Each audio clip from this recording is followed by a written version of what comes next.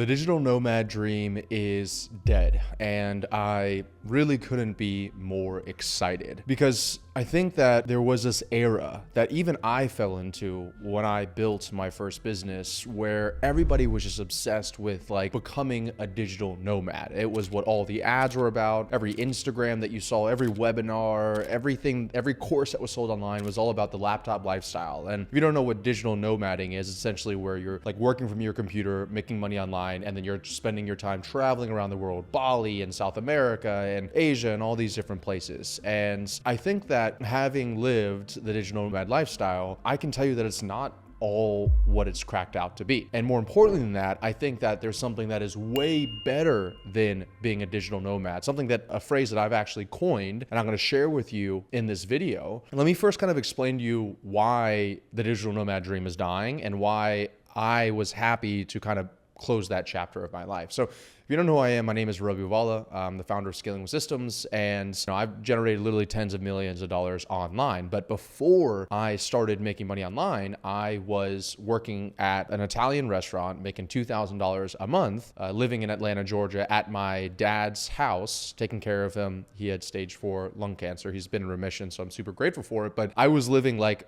what I would consider to be a really not great life. We were pretty much in poverty in the sense that we had no money. I was so much in debt because I was practicing or studying to go to law school, and we never traveled anywhere, and I was literally like going into his basement in Atlanta to study for like 8 hours a day, and then I was going to work at this Italian restaurant to make it kind of ends meet, literally just enough money to barely get by while I studied for law school. And so it was like during this time that I started getting hit with all these ads for this digital nomad dream, this digital nomad life. And so the reason why I think that maybe even some of the people watching this video right now, that's so appealing was because maybe you find yourself in a similar situation that I found myself in, which was like, here I was living this really not amazing life in my personal opinion back then. And then here were all these ads and Instagram pages and stories of all these people who were like, traveling the world with these beautiful women, and they were like enjoying every single day. And I was like stuck in this basement, And so there's this huge discrepancy. And so in my mind, I was thinking, well, all I need to be happy is I need to live this digital nomad lifestyle. I need to travel more, because I was thinking like, okay, when I do take trips, when I do take vacations, I'm always happier when I took vacations than when I was in my hometown. So instead of focusing on fixing where I was living at my home, which I'll talk about here in a little bit, I instead kind of created an escape from reality, which, that's similar to what you do when you take drugs. That's similar to what you do when you drink alcohol. It's like you're kind of escaping reality. And I kind of see travel in a lot of ways for a lot of people is exactly that. They're escaping reality. Now, I absolutely love traveling. I have my pilot's license. I have a plane. We still do travel. So I'm not saying, because I know a lot of people are going to go in the comments and say like, oh, traveling is good for culture. I agree with all of that. I'm just telling you my own personal experience and why I think that the overall digital nomad dream is dying. It's because people were going, and I was going into this digital nomad life expecting it to solve all of my problems in my life and expecting it to be this amazing different life over here, when in reality, similar to drugs or alcohol or something else like that, it's a temporary high. It is nice for a little bit of time, but then it ends up actually not being so great. Yeah, and then you kind of got to do bigger and more intense trips and vacations and places. And then it's only exciting if you then share it on your social media and other people are quote unquote jealous, and the kind of cycle repeats itself, right? I'm not totally knocking it, because back when I started my first business in 2019, it was an advertising agency. I kind of brought myself out of poverty and out of that path I was going down in my life by chasing the digital nomad dream. And so I wouldn't be where I am today without it. But I also don't think there was as much like content online like this of people having done it before, and it was kind of just coming out. Like that was like the precipice of the digital nomad dream was when I was back there. And so I didn't know what I know now. And so maybe I can save some people if they're thinking of doing it, or if you're even going through it currently yourself, from potentially going down a path that, in my opinion, isn't a long-term thinking mindset. Because what I realized, because I did the digital nomad thing, I lived in Medellin, Colombia for a few months. I lived in Spain. I went all across the United States. My experience was that, like I said, it was fun for a little bit of time, but then it kind of got a little boring. You're just doing the exact same thing, just in different cities. But the ironic part about it was that what I actually loved the most in that time frame was not the traveling and not the cities.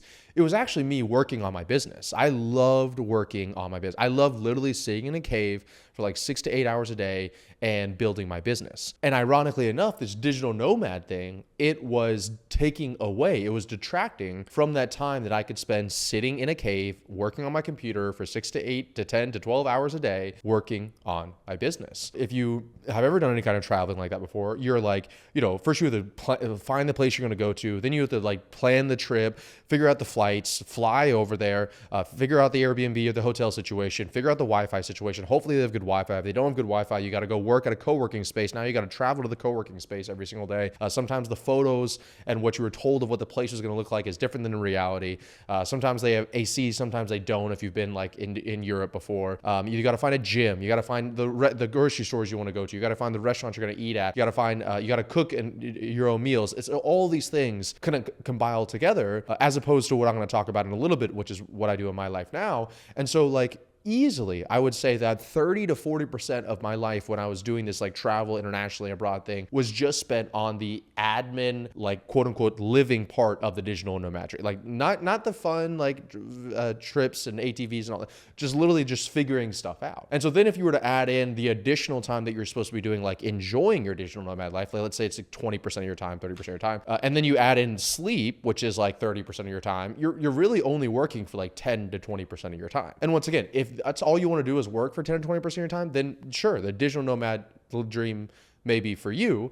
But I know for a lot of people that watch this channel, and for me personally, I find way more value in infinite games, more along the lines of like working and building a business. And I just like work for work's sake. And so it was like ironic. I was spending all this time doing this digital nomad stuff because that's what everybody told me. And I thought that this was the solution to all my answers. When in reality, the thing that I really want to do was just sit down and work on my business full time. And the final piece I'll say before I actually tell you what I think the new way of doing things, the new rise of something that's coming in right now. The final piece I want to say is that a part about digital nomading that you won't see in ads and in courses and in YouTube videos, et cetera, is that it can be very, very lonely. And I experienced that personally. I would go to a new city and I would know nobody there. So then once again, going back into that time you have to spend, I would have to either be isolated for the majority of my time there, or I would have to spend time going out and finding new people. And it was difficult to get past any kind of surface level relationship because I knew that I was going to be leaving in 2 weeks, 4 weeks, 8 weeks, 12 weeks, something like that. It was one of the most lonely times of my life. But ironically, if you were to look at my Instagram, I was like having the best time in the world. I was flying helicopters to go wakeboarding on these boats in Guatapé, Colombia. And I also was making like multiple 7 figures a year in my advertising agency on top of that. So like in every sense of the word, I was quote unquote successful in a lot of ways, but I was very, very lonely. I couldn't invest the time into the relationships in order for me to get the return. And for me, now doing the reflection that I've done every day in a journal for the past 8 years, I know that I personally get a lot of joy from investing in long-term relationships. That's like, I prioritize that in my life. And even if you go deeper down that relationship kind of rabbit hole, the other part of it is like a relationship with a significant other, like a romantic relationship. You know, when you're traveling and you're only there for 1 week or 2 weeks or 3 weeks, the women, I know my audience is primarily men, the women that you could meet up with and go on dates with and go out with, those are the ones that are okay, you just being there for a week or 2 weeks or whatever. And those are kind of the women that you don't want, right? With all due respect, those are the ones that are like, for lack of a better term, it's like, sure, you can maybe sleep with them or, it's a fling or something along those lines. And it's very surface level. On the other side of things, like the true women that you would want that are like the deep, intimate relationships where you get to know yourself better than you even thought possible and you expose yourself to somebody else. No woman would want to invest in you if you were going to be there for a week. It would be impossible to get past that early stage, right? And so you're in this weird thing where like you want this amazing relationship, but the women that you'd want that amazing relationship with wouldn't want to be with you because they know that you're only going to be there for 1, 2, 3, 4 weeks, right? So that is why, in my opinion, I think that this whole digital nomad thing is kind of like, it's going over the hill, okay? On the other side, I think that there is something new coming out, and I call it digital residency. So it's the opposite of digital nomad. And I just came up with that phrase. I did ChatGPT create it. And don't worry, I am not going to sell you a course on digital residency at the end of this video. But I actually think it better encompasses what I think is a way healthier way to, make money online, grow a business, and like grow and evolve in today's modern global society. And so digital residency is that instead of escaping your problems, instead of spending all your time traveling and doing all this stuff over there, you spend some time up front identifying a city that you want to call home, right? So most people just stay in the city that they grew up in, or they just randomly choose a city because somebody said something. But you actually spend some time, energy, and effort figuring out what city checks all the boxes off for you. And then you move there, you make that your home base, and you invest in that place for at least 5 years, better yet 10 to 15 years minimum, okay? And when you do that, you get all of these benefits that you could never get if you were living this digital nomad dream, right? You get to actually invest in relationships. You get to build a community. You get to start finding a significant other, and you can go on those dates and then find somebody that you would want to be with for 3, 5, 10, 15 years for the rest of your life, right? You can actually get into a routine or a flow where you're spending the majority of your time living your life instead of managing your life, or you're spending the majority of your time working if you really love work, instead of trying to figure out a place to work like you would if you were living the digital nomad lifestyle. And this is how I've transformed my whole life. I went from being this digital nomad to a digital resident of Miami. So like, as you can see, I'm in Miami, Florida. Well, probably not as you can see, but I am in Miami, Florida. This beautiful background here. It's a beautiful sunny day. I'm going to go on a walk right after I get done with this. And so for me, when I looked at the places I was going to move to, Miami checked off all the boxes for me. It has beautiful, amazing weather. It is a beautiful, amazing people, a huge entrepreneurial scene, like vibrant community of people down here. I literally sit in the sauna and meet tech founders and other coaches and agencies like every single day. People that watch my content, I like run into them at different places. So it's like my kind of group of people here. More people are moving down here all the time. It's very easy to host events and masterminds here, which we do a lot of because, once again, of all the reasons I just told you a second ago. It's warm weather. I couldn't imagine having like cloudy, cold days. If it's cloudy for more than one day in Miami, I absolutely hate it because it affects my mood. And I like the lifestyle here. People like to spend money. People like to get nice places. People like to get nice boats. People like to get nice watches, nice clothes. People present themselves well. They take care of themselves. They work out. I like all of that stuff. You don't have to like it. But, you find the city that you like, but I like all of that stuff. I tell people all the time, people go, oh, people in Miami, they care too much about their looks. I'm like, I like that people care about their looks. I like walking around and seeing good looking people. I'm just going to tell you right now, I'm sure people are going to blow me up in the comments, but I enjoy aesthetically pleasing things on my eyes. And when I say good looking people, I'm not saying that they have to be like whatever, plastic surgery and all that. I'm saying that these people just take care of themselves. They care about their appearances. They care about what they look like. They work out, et cetera, et cetera. And so for me, that place is Miami. And so I challenge you to figure out, where do you want to set up your digital residency? And digital residency, it's digital residency because the majority of people watch my channel could work and live anywhere in the world. So you're choosing consciously to find one place to set your roots and invest in that can bring you compound returns for years in the future.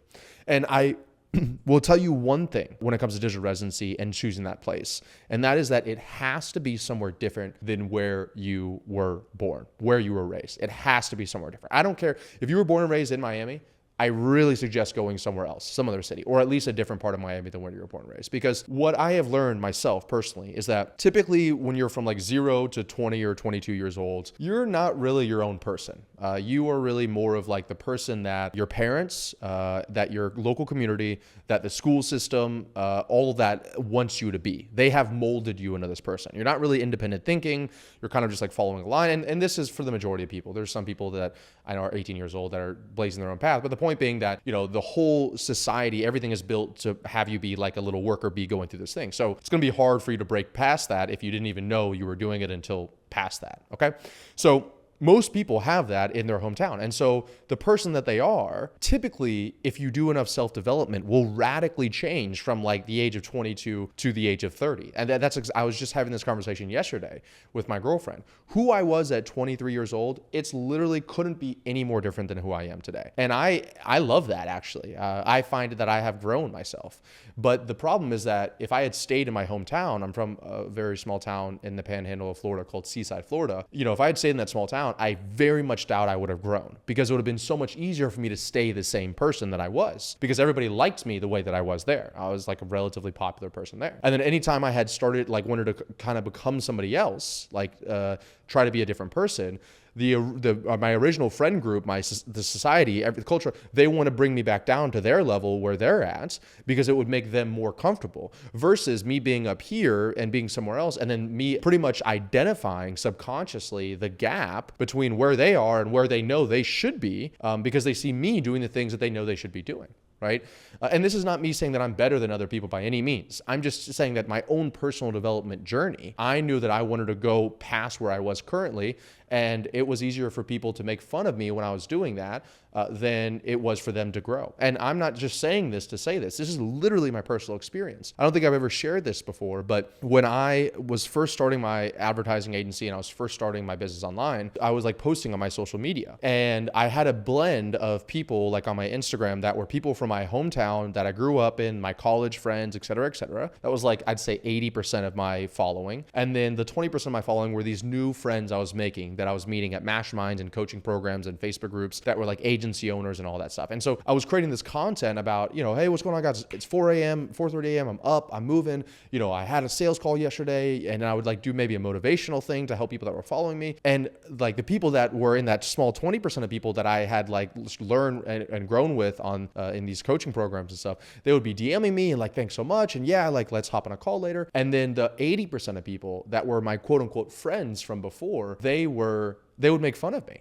They would literally make fun of me. I would go after I was done with the workday, and I would go into the local like restaurant or bar in my area after I was done with work. And like I would walk in there and people would literally be like fake holding up a phone and being like, oh, what's going on, guys? Ravi Abuvala here, right? And they would be making fun of me trying to like build a social media brand online. And of course, like I had two options at that point. I could either like, oh, damn, that's so embarrassing. Like, let me just stop doing what I'm doing, which is what a lot of people would have done because it was so uncomfortable. I literally had to stop showing my face at the one bar in town. Or I could get up and move and go somewhere I knew nobody, and I could restart my life with maybe some new people that I'm better aligned with my ideals and values. And that's exactly what I did. I mean, these people literally had, if you guys know what a group me is, if you're old enough to know what a group me is, they had like a group me and they would make fun of me inside of these group chats about the stuff that I was doing. And once again, I hold no qualms against those people. I don't even think about it. This is the first time I've thought about it or said about it in a while, just because I'm kind of recanting the past here. But the point being that it is going to almost every single time happen that if you try to start being somebody different than who you've been before, that the people that like who you've been before, they will pull you back. It could be family, it could be friends. They will make you uncomfortable enough that you're either going to have to leave or you're going to break and go back to who you were before, right? And so that's why I think that if you really want to build this digital resident thing and create a new identity, then you need to break free from your hometown and create your own place. And the digital residency, it's not just like about the physical place that you live. It's about how you spend your time. It's about who you spend your time with. All of that you can invest and be so much more intentional when you're essentially rebuilding your life from the ground up. You could say, what kind of clothes do I want to wear? Who do I want to hang out with? How do I want to look? How do I want to spend my days? It's so much easier if you go to a new city and that environment is there and you can just build yourself to who you want to be as a digital resident, right? And the final point I'll leave you with is that if you remember in the very beginning, for me personally, I did the digital nomad thing to escape the life that I didn't like at the time. I did the travel thing to escape the life that I didn't like at the time. And what I learned about a year and a half ago was that, okay, what if instead of traveling all the time, what if I took all the benefits from travel and I put it in my everyday life? Let me give you a few examples. What do you do when you travel typically? You typically go with friends and you'll go out to eat a lot more than usual. Well, what if I just bake in more dinners with friends in my regular week, right? So right now, I at least once a week, but more like 2 or 3 times a week, I do dinner with either friends or like last night I did dinner with somebody who hit me up on Instagram who's in Miami, and we did an amazing like 3-hour dinner in Miami, right? So I started baking in the things that I would do while I traveled internationally. I started baking that in like dinners on a weekly basis, and now it's in my schedule. What else do we do when you travel? Typically, you'll do activities. You'll do more fun things. You'll go to plays. You'll skydive. You'll do stuff like that. What if you just put that in your new digital resident lifestyle at home, right? So that's what we do. Every month, my executive assistant has an activity tracker, and she figures out all of the biggest like fun activities that I like to do that's going on in the next 30 days in the southeast of the United States, because I can either fly my plane or just drive there. And so these are plays, these these are museums, these are concerts, these could be like hockey games, sport games, et cetera, et cetera. And so then we spend about 30 minutes every single month, and I just look through the list and I say, okay, we pull up the calendar and I say, okay, let's do that. And then I do like 5 to 15 activities in addition to those dinners that I'm doing every single month. And I do it in my hometown. I don't have to leave anywhere. It just bakes right into my schedule. And on top of that, what else do you do when you travel? Typically, you'll like take care of your body more. You're like relaxing. You might get massage, the spa day. I actually just bake that into my everyday life. So 7 days a week, I work out for 1 hour in the middle of the day from 12 to 1. And then I do the sauna, steam room, and cold plunge from 1 to 2 every single day. So every 7 days a week, I'm going to the spa. I'm doing it every single day, right? And I know that this is like such a far jump from some people that are watching this video that like maybe you're working a job or something, you can't do a spa. And I get that. I'm just telling you, this is what happens when you're able to like take whatever all the benefits are of living this like digital nomad life, this travel life, and just bake it into your every single day life. And then for me, the absolute best part is work. I get to work more. I wake up now in the morning here, and I literally get within 8 minutes of waking up, I'm opening my computer and I start to work. You know, this is my balcony right here. I'll sit here while the sun's hitting my face and I'll just work here. Then I'll go work over there. I work, you know, it's like I just get to put in an unbelievable amount of work. And I love what I do. So for me, that's a lot of fun. And I don't have to spend all that like admin time trying to figure out what I do. I eat the same stuff every day. Like my stuff is very routine, except for the stuff that I don't think should be routine, like activities and stuff like that. And that gets to vary, but I don't have to maintain that.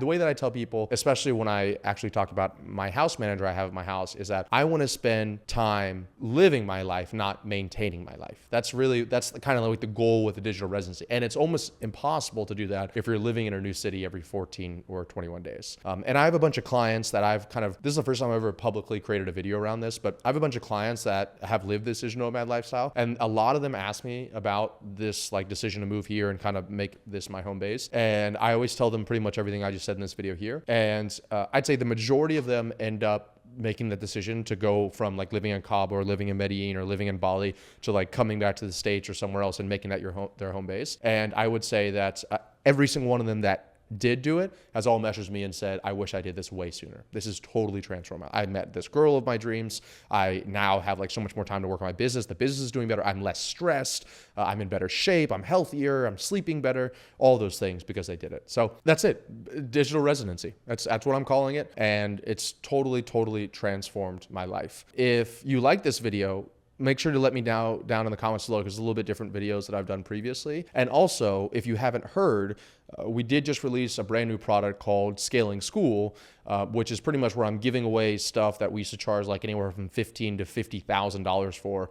I'm giving away like 10 gifts for the people that sign up for Scaling School for just an unbelievably low monthly price. And that's going to be the link in the description down below. And that also includes all of everything I've talked about in a much more standardized version. So I talk about my house manager, my executive assistant, their standard operating procedures. We give the full document to that, how I optimize my personal life, my routines, my schedules, my workout plans, my diet, all of that stuff is all included inside there. So if you've liked some of this stuff, not only is it everything I've learned going from 0 to 25 million plus online, but also I cover a lot of personal stuff inside of there as well. So you might find value in that. So you can go down and check it out down below. But no matter what, I appreciate your time and I'll see you guys in the next video.